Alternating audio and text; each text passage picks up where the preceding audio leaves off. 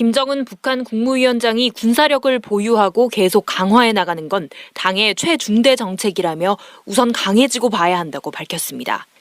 김 위원장은 어제 열린 국방발전 전람회 기념연설에서 북한 앞에 조성된 군사적 위험이 과거와 다르다며 이같이 말했습니다.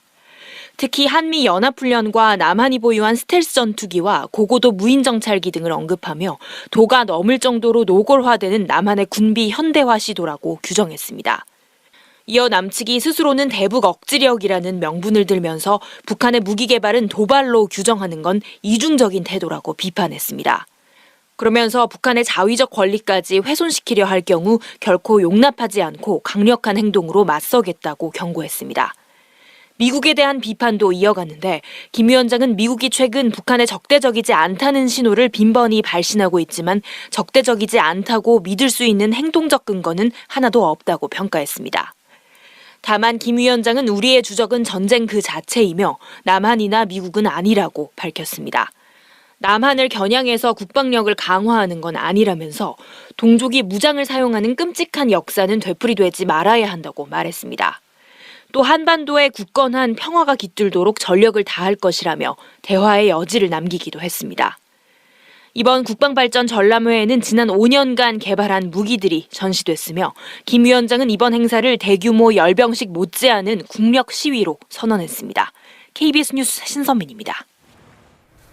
네, 여러분 다시 D라이브입니다. 방금 뉴스 보셨는데요. 북한에서 국방발전 전람회라는 걸 열었습니다. 김정은 위원장이 심지어 입장 발표까지 하고 모습도 드러냈는데 이게 어떤 의미인지 자세히 전문가와 함께 알아볼 예정이죠? 네, 그렇습니다. 저희 양욱 한남대 경영국방전략대학원 겸임 교수님 연결이 돼 있습니다. 교수님 안녕하세요. 안녕하세요. 예, 안녕하십니까. 네, 안녕하세요, 교수님. 네, 북한이 어제 국방발전 전람회를 개최를 했습니다. 저도 사실 통일부를 출입했지만 이 행사는 처음 들어보는 행사거든요. 이 김정은 국무위원장도 참석을 했다라고 오늘 노동신문이 보도를 했는데 교수님 먼저 이 행사 어떤 행사인 건가요? 예, 일단 올해 8차 당대회가 있지 않았습니까? 그 과정에서 보면은 여러 가지 국방 개발의 성과들을 김정은이 얘기를 했었습니다. 바로 그러한 내용들을 전부 한데 모아서 보여주는 일종의 방산 전시회다 이렇게 생각하시면 되겠습니다. 아, 방산 전시회요. 교수님 그렇다면 이제 북한이 계속해서 보여왔던 이전의 열병식과 비교한다면 어떤 의미가 있는 행사라고 좀 저희가 해석을 해야 될까요? 열병식과는 좀 다르게 군 장비 자체만을 보여주는 행사다라고 말씀드릴 수가 있겠습니다. 사실은 보면 우리 지금 다음 주에 서울 에어쇼가 있지 않습니까? 그렇죠. 자, 이렇게 방산 전시회라는 것은 통상 이제 존재하는 것이 이 사용자 그러니까 군과 제작 업체들 간에 서로 만나서 어떤 새로운 어떤 사업을 논의한다거나 이런 자리인데 북한 같은 경우는 사실은 국가와 이 제작사가 한 몸이기 때문에 그런 상담이 이루어지는 자리라기보다는 이러한 성과를 국내 혹은 국외에 과시하기 위한 자리다. 즉 우리의 무기체가 이렇게 발전했다라고 하는 것을 보여주는 자리다. 특히나 이제 맥락을 보시면요. 얼마 전에 쌍십절 그러니까 노동당 창건 기념일이었는데 그것과 이어지는 행사가 아닌가 이렇게 보시면 되겠습니다. 네, 교수님이 이번에 노동신문에서 어제 행사를 보도를 하면서 20장 넘는 사진을 공개했더라고요. 교수님께서도 확인을 하셨을 텐데 혹시 보시면서 좀 눈에 띄는 신형 무기가 어떤 게 있으셨나요?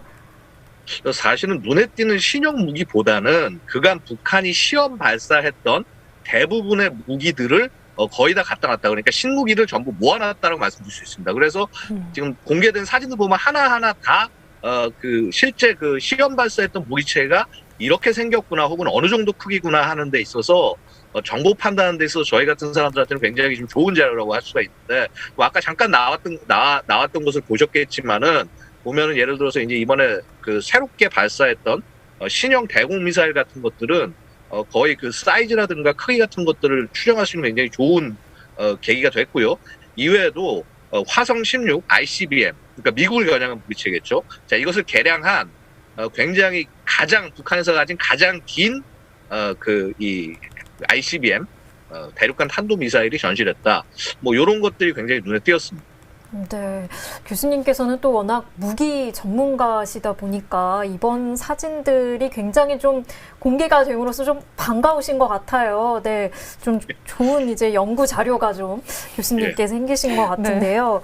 교수님, 근데 저희가 이 김정은 위원장이 찍은 이 기념 단체 사진을 보니까요, 중간에 약간 좀 눈에 띄는 사람이 있더라고요. 이렇게 전신 약간 수영복 같은 파란색 옷을 입고 있던데 이 사람은 어떤 업무를 하는 군인인 건가요? 혹시 국군의 날, 우리나라 국군의 날 기념식 때 보면은 왜 이렇게 강화 시범을 하지 않습니까? 네. 낙하산 타고 높이서 뛰어내리는 분 있죠. 네네. 예, 바로 그분이에요. 그래서 이제 고공 강화 시범팀의 복장이다, 즉 낙하산을 뛰고 뛰어내리는 분의 뭐라고 그럴까, 이런 시연용 복장이다. 실전용은 아니고 이렇게 행사를 위해서 잘 보여야 되니까 내려온 분이 저렇게 밝은 색의 옷을 입게 합니다. 그래서 굉장히 지금 옷 색깔이 말씀해 주신 거를 하면 이제 낙하를 하는 그런 부대원으로 보이는데 굉장히 옷 색깔이 눈에 띄는 그런 모습이어서 보시는 분들께서 좀 궁금하셨을 것 같아요. 교수님께서 설명을 해주셨습니다.